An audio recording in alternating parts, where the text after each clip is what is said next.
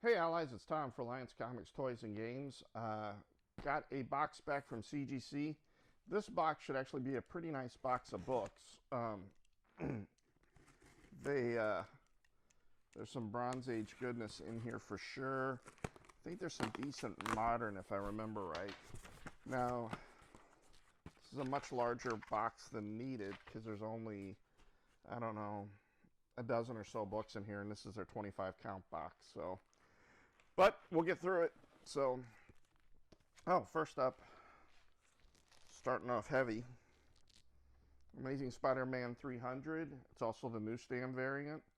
5.5 is totally worth getting this book graded. It keeps going up and up in value. Very hot book. Venom stuff in general is hot, but Amazing Spider-Man 300 is really keeps going up and up. So if you're lucky enough to get your hands on a copy of it, make sure you hold on to it. Even in a rough grade, they're doing quite well. I'm a little surprised at a 5.5 on this one because the spine actually looks pretty good. There's some chipping on the back and there's a fold there, but I still expected this to be, well, I guess a 5. I was expecting to be a 6.0, so a 5.5's fair.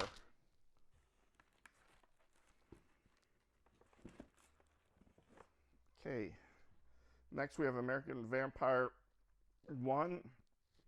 This is the variant cover, and it has been optioned to go to series, so this book keeps going up.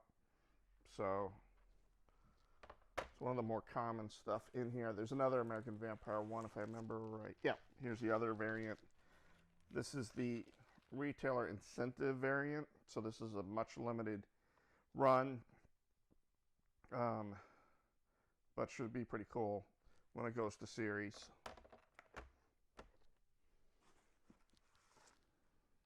Here's Uncanny X-Men 221. This is the first appearance of Mr. Sinister.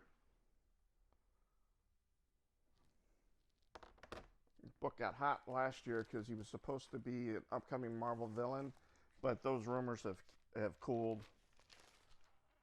Here's Hellboy Seeds of Destruction #1. I believe this is the second appearance of Hellboy. It's the first Hellboy in his own title. But I think this is the second appearance of him in any comic. So, although there are those preview copies that I think he shows up in, and those books have been going up and up. Here's another hot book, Marvel Spotlight 32. Spider-Woman's first appearance. 6.0. This isn't going to bring a lot. It is a newsstand variant as well. But again, this is going to, I think, series on Disney Plus. So if you can grab any copy of Spider-Woman 1 or that one, they are going up, but 6.0 is a little low. Oh, I'm happy with this though. Here's the first appearance of the Savage She-Hulk. This is, I think this is produced and will be coming out in 2021, pretty soon. But regardless, this is the first appearance of her, and in a 9.6, I'm happy with that. I'm disappointed in off-white to white pages, but a 9.6 score, going to be a little tough to price because it's not going to bring, you don't see too many off-white to white pages in a 9.6. So it's going to be hard to figure out a price on it. But these Bronze Age books are going up more and more.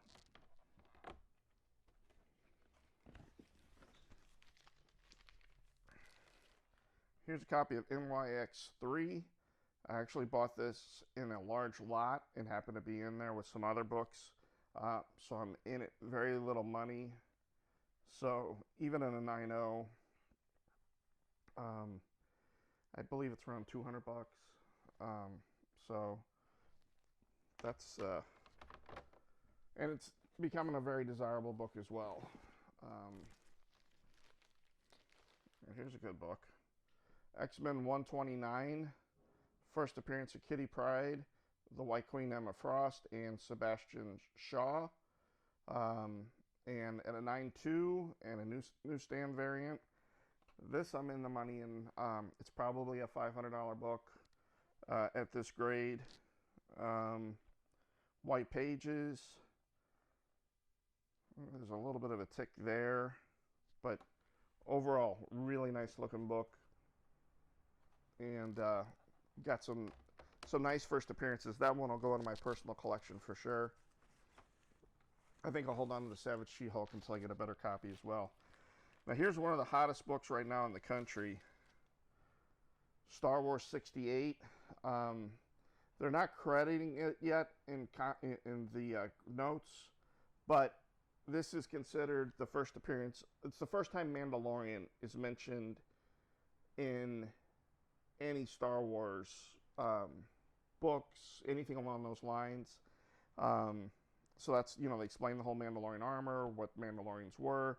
So this book, with the success of the Mandalorian series on Disney Plus, has been skyrocketing. I just sold a 9.6 newsstand variant for $350 at the beginning of November. That book in that grade now is going for around $800 to $900. This book is scored as high as, I think, $2,200 in a newsstand variant. In a non-newsstand variant, which this is, it's between $1,600 and $1,800, and I think there was one sale that was as high as $1,900. So, really hot book, and I'm glad to have a copy. I have a 9.8 newsstand variant in my collection that I'll be holding on to. So this one's going to be for sale. Oh, look at that! There's another one. Yay. So this one will be for sale as well. So got two of them back, both 9.8s. I'm really happy because I bought those back in the first part of the summer, and I didn't pay anything close to what they're going for now. And actually, I got some great books in that collection I bought, and these two books probably now will pay for everything that I bought. So I did really well. Oh, this is great too. So here's Wolverine #1. It's a 9.8, white pages. It's actually the second run, but it's the first time he went to series as far as Wolverine #1. There is the classic, I think it's a 6-part story of Wolverine #1 Frank Miller did, with the classic orange cover with him holding his claws up. But this is when he went to, his own full storyline. So I've got a 9.6 up there on the wall with the Wolverine CGC label. This one in a 9.8. I'm probably going to hold on to this one as well. I don't have one in my collection. I do have a 9.6 for sale. So here's Spider-Woman #1. Another great score, a 9.6 with a newsstand variant. These Bronze Ages and these high scores are going to really be worth something. They're really going up and up. And then again, Spider-Woman's hot because of her going to series. So it looks like the majority of this book I'm going to be holding on to. Box, I mean.